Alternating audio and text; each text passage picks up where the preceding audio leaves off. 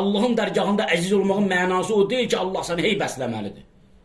Allahın dərgahında üstün olmağın mənası demək deyil ki, Allah sənin bütün işləri hey neynəməlidir. Çətinliklərdən səni çıxartmalıdır. Çətinlik sənin üçün yaratmamalıdır. Xeyr, Allah insanın həyatında böhran yaradır. Əgər Allah insanın həyatında böhran yaratmayıbsa, əgər sənin həyatında bir böhran baş verməyibsə, deməli, hətta xristian teoloqlardan bəzilərinin fikrində var ki, deyir ki, əgər Allah sənin həyatında böhran yaratmayıbsa, ged öz əməlləri araşdır. Deməli, harasa səhv eləmişsən ki, Allah sənin işlərini hey normasında, qaydasında gedir. Allah sənin həyatında böhran ona görə yaradır ki, bəzən sən o qədər dünya işlərinə ağırlıda olursan ki, və bu dünya işləri üçün var olduğunu zənn eləyirsən. Allah da səni neynir? Böhran yaradır, mani yaradır sənin qabağına. Sanki sənin yolunun qarşısına nə atır? Kötü yatır ki, sənin ayağını ilişsin, inciyəsən.